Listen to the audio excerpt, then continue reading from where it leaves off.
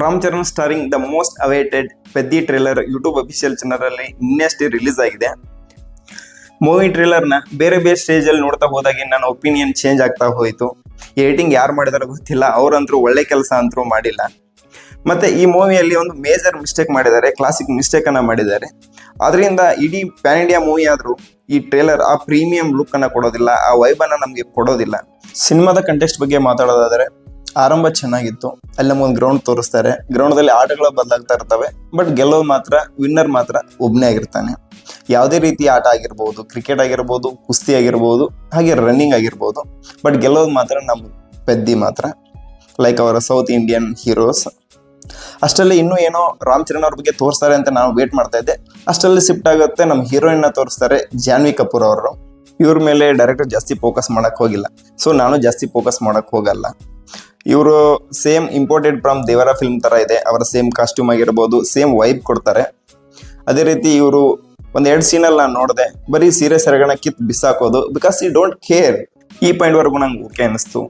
Cinema south Indian ಸಿನಿಮಾದ feel ಕೊಡೋಕೆ start ಮಾಡಿತ್ತು. ಬಹುಶಃ ಡೈರೆಕ್ಟರ್ ಆ ಪುಷ್ಪ ಮೂವಿಯಲ್ಲಿರೋ ಮ್ಯಾಜಿಕ್ ಅನ್ನ ಇಲ್ಲಿ ಕೊಡೋಕೆ ಟ್ರೈ ಮಾಡ್ತಾ ಇದ್ದಾರೆ ಅಂತ ಫೀಲ್ ಆಗ್ತಾ ಇತ್ತು. ಹಳ್ಳಿ ವಾತಾವರಣ ಆಗಿರ್ಬೋದು, ಬಟ್ಟೆ ಆಗಿರೋ ಶೈಲಿ ಆಗಿರ್ಬೋದು, ಹಾಗೆ ನಮ್ಮ ಹೀರೋ ಮಾಡೋ ಕೂಲ್ ಮತ್ತು ಮಾಸ್ ಆಕ್ಷನ್ ಸೀನ್ಗಳನ್ನ ಇಲ್ಲಿ ರೂರಲ್ ಹೋಗಿ ನೋಡಿ ಪಾಗಲಾಗೋದಂದ್ರೆ ಗ್ಯಾರಂಟಿ. ಅದೇ ರೀತಿ ಇಲ್ಲಿ ಒಂದು ಮ್ಯಾಂಡೇಟರಿ ಲವ್ ಸ್ಟೋರಿ ತುರ್ಕೋದು ಗ್ಯಾರಂಟಿ. ಆದ್ರೆ ಗುರು ಟ್ರೇಲರ್ ಇಲ್ಲಿಂದ 3ನೇ ಗೇರ್ ಹಾಕ್ತು. ವಿಲನ್ ಎಂಟ್ರಿ ಆಯ್ತು. ಮಿರ್ಜಾಪುರಲ್ಲಿ ವಿಲನ್ ಪಾತ್ರ ಮಾಡಿದ್ದ ಮುನ್ನಾಬಾಯಿ ದಿವ್ಯೇಂದು ಶರ್ಮಾ ಇಲ್ಲಿ ವಿಲನ್ ಪಾತ್ರ ಮಾಡಿದ್ದಾರೆ. ಅವ್ರನ್ನ ನೋಡಿ ಸ್ವಲ್ಪ ಖುಷಿ ಆಯ್ತು, ಯಾಕಂದ್ರೆ ಇಂಥ ಪ್ಯಾನ್ ಇಂಡಿಯಾ ಬಿಗ್ ಸಿನಿಮಾದಲ್ಲಿ ಅವ್ರನ್ನ ವಿಲನ್ ಆಗಿ ತಗೊಂಡು ಅವ್ರು ಹೇಗೆ ಆಕ್ಟ್ ಮಾಡಿದಾರೆ ಅಂತ ನೋಡಕ್ ನಾನು ಕಾಯ್ತಾ ಇದ್ದೀನಿ. ಬೈ ದ ವೇ, ಇಲ್ಲಿ ಆಟ ಗೆಲ್ಲೋಕೆ ಯಾರು ಆಟ ಆಡ್ತಾ ಇಲ್ಲ, ಬಟ್ ಆಟವನ್ನ ಜೀವಂತವಾಗಿಡೋಕೆ ಆಟ ಆಡ್ತಿದ್ದಾರೆ ಅಂತ ಹೇಳ್ತಾ ಇದ್ದಾರೆ. ಅಷ್ಟರಲ್ಲಿ ಟ್ರೇಲರ್ ಅಲ್ಲಿ ಬಡವರ ಆಂಗಲ್ ಸ್ಟಾರ್ಟ್ ಆಗುತ್ತೆ. ಪೊಲೀಸ್ನವರು ಬಡವರನ್ನ ಹೊಡೆಯೋದು, ಮೇಲು ಕೀಳು ಎಂಬ ಬಡವರ ಡೈಲಾಗ್ಗಳು ಸ್ಟಾರ್ಟ್ ಆಗ್ತವೆ. ಆಮೇಲೆ ನಾವೆಲ್ಲ ಈಕ್ವಲ್ ಆಗೇ ಹುಟ್ಟಿರ್ತೀವಿ, ಬಟ್ ನಮ್ಮ ಜೀವಕ್ಕೆ ಕಡಿಮೆ ಬೆಲೆ, ನಿಮ್ ಜೀವಕ್ಕೆ ಜಾಸ್ತಿ ಬೆಲೆ ಅನ್ನೋ ಎಮೋಷನಲ್ ಡೈಲಾಗ್ಗಳು ಡೆಲಿವರಿ ಆಗ್ತಾ ಇರ್ತವೆ. ಇದೆಲ್ಲ ಮುಗಿದ ಮೇಲೆ ಮತ್ತೆ ಅದೇ ರೀತಿ ಹಳೆ ವರ್ಕರ್ಸು, ಅದೇ ಹಳೆ ಡ್ರಾಮಾ, ಅದೇ ಎಲ್ಲ ರಿಪೀಟ್ ಆಗ್ತಾ ಹೋಗುತ್ತೆ. ಓಕೆ, ಇಲ್ಲಿವರೆಗೂ ಎಲ್ಲವೂ ಚೆನ್ನಾಗಿತ್ತು. ಯಾವಾಗ ಟ್ರೇಲರ್ 4ನೇ ಮತ್ತು 5ನೇ ಗೇರ್ ಹಾಕ್ತೋ ಗುರು ಏನೇನೋ ತೋರ್ಸಕ್ ಸ್ಟಾರ್ಟ್ ಮಾಡ್ಬಿಟ್ರು.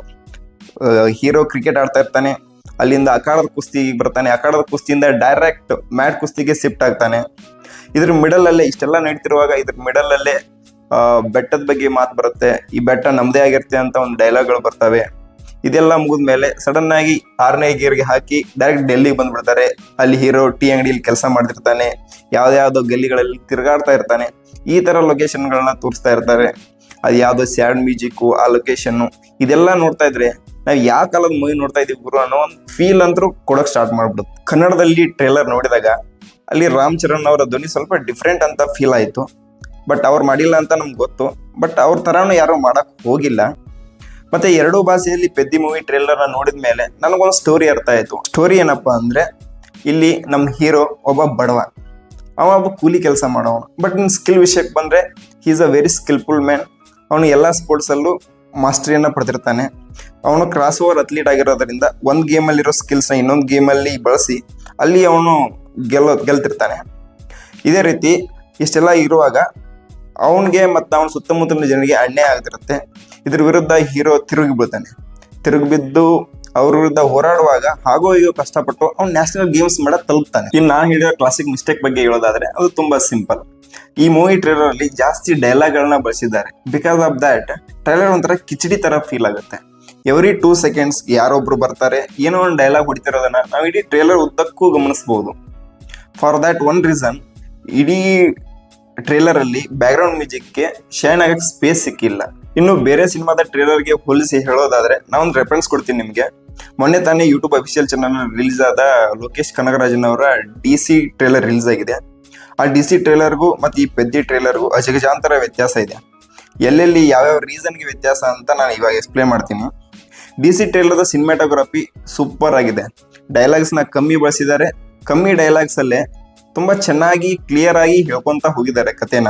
ಹಾಗಾಗಿ ನಾನೊಂದು ಬರೀ ಒಂದು ಹೋಪ್ ಇಟ್ಕೋಬಹುದು ಅಷ್ಟೇ. ಯಾವಾಗ ಪೆದ್ದಿ ಮೂವಿ ಥಿಯೇಟರ್ ಅಲ್ಲಿ ಬರುತ್ತೋ ಅಲ್ಲಿ ಚೆನ್ನಾಗಿದ್ರೆ ಸಾಕು. ಯಾಕಂದ್ರೆ ಈ ಮೂವಿಯ ಟೀಸರ್ ಏನ್ ಬಿಟ್ಟಿದ್ರಲ್ಲ ಅದು ಟ್ರೇಲರ್ಗಿಂತ ತುಂಬಾ ಚೆನ್ನಾಗಿ ಅನಿಸ್ತು ನಂಗೆ. ಅದಕ್ಕೆ ಈಗ ಯಾವಾಗ ಥಿಯೇಟರ್ ಅಲ್ಲಿ ಈ ಮೂವಿ ರಿಲೀಸ್ ಆಗುತ್ತೋ ಅಲ್ಲಾದ್ರೂ ಈ ಮೂವಿ ಚೆನ್ನಾಗಿದ್ರೆ ಸಾಕು ಅನ್ನೋ ಒಂದು ಹೋಪ್ ಇಟ್ಕೋತೀನಿ ಅಷ್ಟೇ. ರಾಮ್ ಚರಣ್ ಅವರ ಸ್ಟೈಲ್, ಅವರು ಕ್ರಿಕೆಟ್ ಬ್ಯಾಟ್ ಹಿಡಿದು ಹಿಂದೆ ತಿರುಗಿಸಿ ಹಿಂದೆ ಹೊಡೆಯೋ ಸ್ಯಾಟ್ ಆಗಿರ್ಬೋದು, ಎಲ್ಲವೂ ಚೆನ್ನಾಗಿದೆ. ನಮ್ಮ ಕನ್ನಡ ಸಿನಿಮಾದಲ್ಲಿ ಹೇಗೆ ಶಿವಣ್ಣ ಲಾಂಗ್ ಹಿಡಿದು ಮಾಸ್ ಎಂಟ್ರಿ ಕೊಡ್ತಾರೋ ಆ ಥರ ಒಂದು ಖಡಕ್ ಬಿಲ್ಡಪ್ ಇಲ್ಲಿ ರಾಮ್ ಚರಣ್ ಅವ್ರಿಗೂ ಸಿಕ್ಕಿದೆ. ಈ ಸಿನಿಮಾ ಜೂನ್ 4 ತೆರೆ ಕಾಣ್ತಾ ಇದ್ದು, ಅದೇ ಡೇಟ್ಗೆ ಟಾಕ್ಸಿಕ್ ಮೂವಿ ಬರ್ತಾ ಇತ್ತು.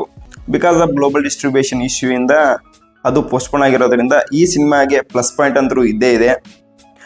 ಮೂವಿ ಕನ್ನಡ ವರ್ಷನ್ ಹಾಗೂ ತೆಲುಗು ವರ್ಷನ್ ಎಲ್ಲವೂ ಸರಿಯಾದ ಟೈಮ್ಗೆ ಥಿಯೇಟರ್ಗೆ ಬರಲಿ, ಎಲ್ಲ ಆಡಿಯನ್ಸ್ಗೂ ರೀಚ್ ಆಗಲಿ. ಎಲ್ಲಕ್ಕಿಂತ ವರ್ಸ್ಟ್ ಕೇಸ್ ಏನಪ್ಪ ಅಂದರೆ ಈ ಮೂವಿ ದೇವರ ಫಿಲ್ಮ್ ಥರ ಆಗದೇ ಇರಲಿ ಅಂತ. Not because of Janhvi Kapoor, but Devara film ಥರ ಆಗದೇ ಇರಲಿ. ಬಿಕಾಸ್ ಜಾನ್ವಿ ಕಪೂರ್ ಅವರ ಒಂದೇ ಒಂದು ಸಾಂಗ್ ಇಡೀ ಮೂವಿನ ಔಟ್ಶೈನ್ ಮಾಡಿತ್ತು, ಅದಕ್ಕಾಗಿ ಅಷ್ಟೊಂದು ಕ್ಲಿಕ್ ಆಗಲಿಲ್ಲ ಆ ಮೂವಿ. ಸೊ ಫ್ರೆಂಡ್ಸ್, ಈ ಮೂವಿ ಟ್ರೇಲರ್ ಬಗ್ಗೆ ನನ್ನ ಒಪಿನಿಯನ್ನ ನಾನು ಹೇಳಿದ್ದೀನಿ. ನಿಮ್ಮ ಒಪಿನಿಯನ್ನ ನನ್ನ ಕಮೆಂಟ್ ಬಾಕ್ಸ್ನಲ್ಲಿ ತಿಳಿಸಿ. ವಿಡಿಯೋ ಇಷ್ಟ ಆಗಿದ್ದರೆ ಸಬ್ಸ್ಕ್ರೈಬ್ ಮಾಡಿ. ಹಾಗೆ ಮುಂದಿನ ವಿಡಿಯೋದಲ್ಲಿ ಸಿಗೋಣ. ಅಲ್ಲಿಯವರೆಗೂ ನಿಮ್ಮ ಆರೋಗ್ಯನ ಚೆನ್ನಾಗಿ ನೋಡ್ಕೊಳ್ಳಿ. Take care. ಬಾಯ್ ಬಾಯ್.